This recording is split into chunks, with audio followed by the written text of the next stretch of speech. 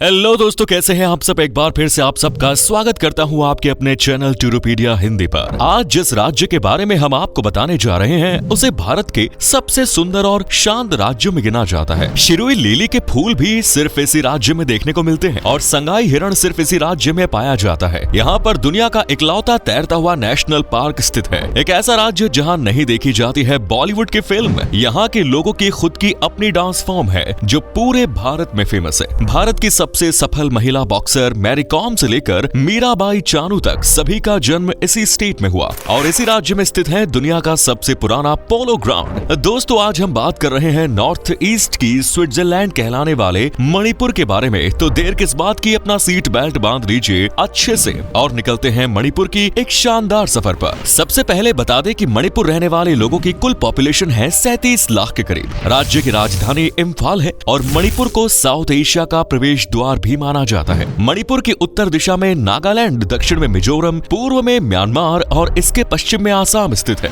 यहाँ के मूल निवासी मैते जनजाति के लोग हैं जो यहाँ के घाटी क्षेत्र में रहते हैं। मणिपुर की ऑफिशियल और सबसे ज्यादा बोली जाने वाली भाषा है मैते। आपको बता दें कि आजादी के बाद भारत में शामिल होने वाली अंतिम जगह मणिपुर मानी जाती है। सन 1956 में मणिपुर को भारतीय सरकार ने केंद्र शासित प्रदेश के रूप में मान्यता दी। वहीं 1972 में इसे पूर्ण राज्य का दर्जा दे दिया गया। मणिपुर का मतलब है मणियों यानी रत्नों की धरती और ये नाम इसकी सुंदरता के कारण दिया गया है। यहाँ बादलों से भरा आसमान, साफ और नीली झीलें, हरे भरे जंगल, मनमोहक वादियां, खूबसूरत झरने, चाय के बागान, राष्ट्रीय उद्यान जैसा बहुत कुछ इस राज्य में प्रसिद्ध है। यहाँ का शांत वातावरण हर पर्यटक के मन को काफी सुकून देता है और इस राज्य की कला की भी अपनी अलग ही पहचान है। नेचुरल ब्यूटी को पसंद करने वाले लोगों के लिए ये जगह सबसे बेस्ट ऑप्शन के तौर पर रहती है। मणिपुर में 41% लोग हिंदू हैं, तो वहीं 41% लोग ईसाई धर्म को मानते हैं। राज्य में 9% लोग मुसलमान हैं। पिछले कुछ सालों के आंकड़ों पर नजर डाली जाए तो मणिपुर में लोग ईसाई धर्म को सबसे ज्यादा अपना रहे हैं। वैसे तो मणिपुर में हिंदू धर्म के सभी भगवानों की पूजा की जाती है, लेकिन इस राज्य में निवास करने वाले सबसे ज्यादा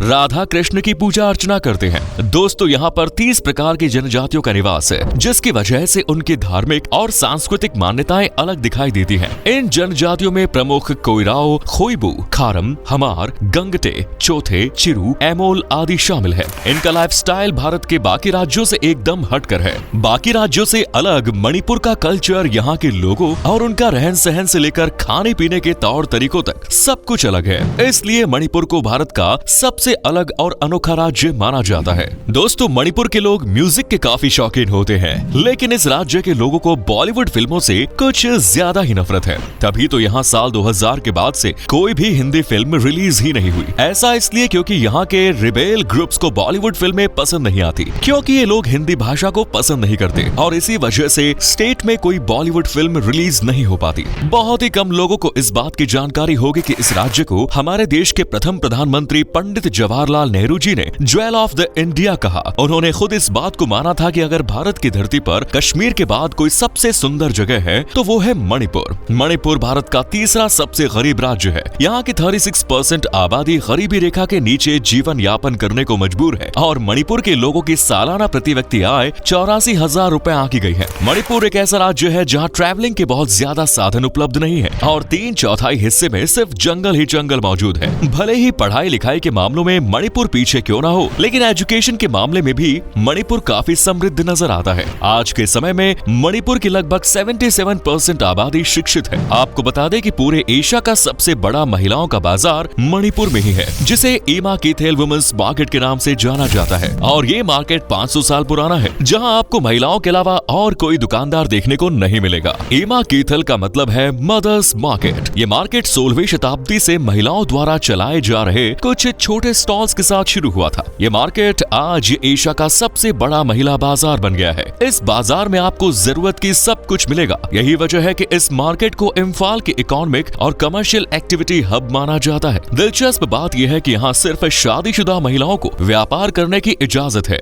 और ये परंपरा काफी सालों से चली आ रही है। मणिपुर में सबसे ज्यादा धान, गेहूं, मक्का, दालें और ऑयल सीड्स की खेती की जाती है। इसके अलावा अनानास, नींबू, केला जैसे फल और फूल गोभी, पत्ता गोभी जैसी सब्जियों का उत्पादन भी यहाँ बड़े पैमाने पर किया जाता है। साथ ही मणिपुर के पहाड़ी इलाकों में कई प्रकार की जड़ी बूटियां भी पाई जाती हैं। इन जड़ी बूटियों का इस्तेमाल लोग औषधि के तौर पर करते हैं। यहाँ काले चावल की खेती भी की जाती है और सबसे ज्यादा काले चावल की खेती करने वाला मणिपुर भारत का एकमात्र राज्य है। इस चावल को चाखाओ कहा जाता है। इसकी खासियत की वजह से इसे जीआई टैग मिल चुका है और इस राज्य के लोग इस चावल को काला सोना भी कहते हैं। इसके अलावा मणिपुर की अर्थव्यवस्था माइनिंग, पर्यटन पर निर्भर करती है और राज्य के हर एक जिले में अलग अलग काम किया जाता है। किसी जिले के लोग मिट्टी के बर्तन बनाते हैं तो किसी जिले के लोग आभूषण बनाते हैं। यहाँ बनाई जाने वाली ज्वेलरी पूरे भारत में सबसे ज्यादा एक्सपोर्ट की जाती है। साथ ही इस राज्य में बांस का कारोबार बड़े पैमाने पर किया जाता है। मणिपुर को ऑर्किड बास्केट के नाम से भी जाना जाता है। ऐसा इसलिए क्योंकि यहाँ पर 500 से भी ज्यादा प्रकार के ऑर्किड फूल मिलते हैं। वहीं मणिपुर के सबसे सुंदर फूल है शिरुई लिली। ये फूल बरसात के दौरान खिलता है और इसकी सुंदरता का अंदाजा आप इसी बात से लगा सकते हैं कि सन 1948 में लंदन की रॉयल हॉर्टिकल्चरल सोसाइटी ने इसे मेरिट पुरस्कार से सम्मानित किया। इस फूल की एक खास बात ये भी है कि पूरी दुनिया में फूल मणिपुर के अलावा और कहीं नहीं खिलता।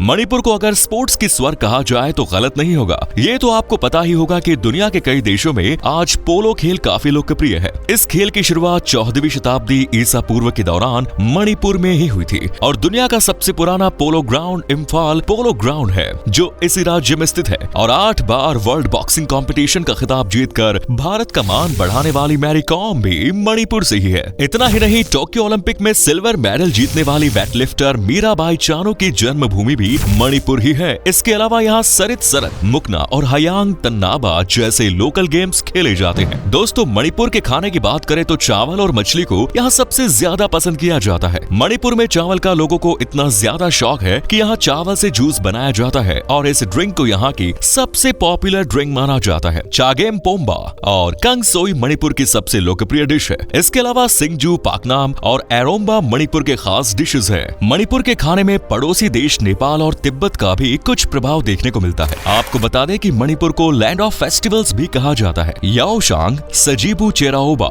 निंगोल चाकुबा, कांग चिंगबा, कूट और गैंग नगाई मणिपुर के प्रमुख त्योहार है।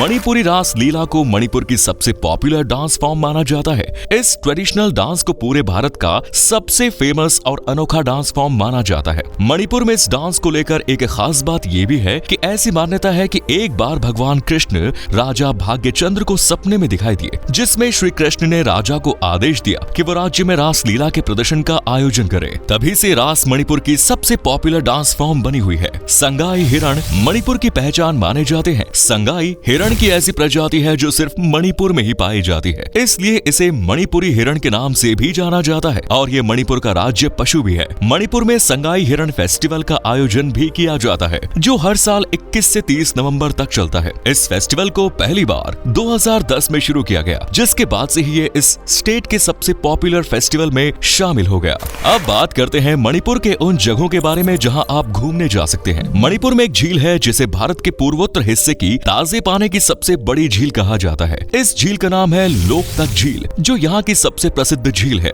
ये इस झील को लेकर सबसे खास बात है कि ये एक ऐसी झील है जिसमें आइलैंड तैरते नजर आते हैं। झील में तैरने वाले इन आइलैंड्स को फुमड़ी कहा जाता है। ये दुनिया की इकलौती फ्लोटिंग झील है और इस झील पर दुनिया का एकमात्र फ्लोटिंग नेशनल पार्क मौजूद है, जिसका नाम किबुल लामजाओ नेशनल पार्क है। छोटे छोटे टापुओं को मिलाने के बाद इस नेशनल पार्क को बनाया गया है। जानवर ठीक से इस पार्क में रह सके, इसके लिए कई बार तो इस पार्क को छोटा भी करना पड़ चुका है। इस पार्क में एक से एक पशु पक्षी देखने को मिल जाएंगे, जिसमें ब्लैक ड्रोंगोज, जंगल क्रो, ब्रो एंटेलियर, कोबरा, पाइथन सहित 1000 से भी ज्यादा पशु पक्षी शामिल है। मणिपुर में सबसे ज्यादा चाय के बागान है। आप उखरूल के चाय के बागान घूमने जा सकते हैं। इसके अलावा जुको वैली, विलोंग खुल्लेन, सेंद्रा आइलैंड, श्री श्री गोविंद मंदिर और वॉर सीमेंट्री जा सकते हैं। और अगर आपको ट्रैकिंग पसंद है तो आप थौबल शहर या फिर चंदेल जा सकते हैं। चलिए दोस्तों, अब आपको बताते हैं कि आप मणिपुर में कैसे जा सकते हैं। लगभग हर स्टेट से यहाँ जाने की सुविधा दी गई है। मणिपुर में सिर्फ एक ही एयरपोर्ट बना हुआ है। राज्य का एकमात्र एयरपोर्ट इम्फाल इंटरनेशनल एयरपोर्ट है, जो कि मणिपुर राज्य के बीचों बीच स्थित है। ट्रेन द्वारा मणिपुर जाने के लिए आपको नागालैंड के दीमापुर के रेलवे स्टेशन पर उतरना होगा, जहाँ से इम्फाल के बीच की दूरी लगभग 215 किलोमीटर है। आप स्टेशन पर उतरकर बस या अन्य किसी साधन के द्वारा मणिपुर आसानी से पहुँच जाएंगे। आपको बता दें कि मणिपुर घूमने जाने का बेस्ट समय सर्दियों का माना जाता है, क्योंकि उस दौरान यहाँ का मौसम घूमने के लिए अच्छा होता है। चलिए अब बताते हैं आपको कितने पैसे खर्च खर्च करने पड़ेंगे।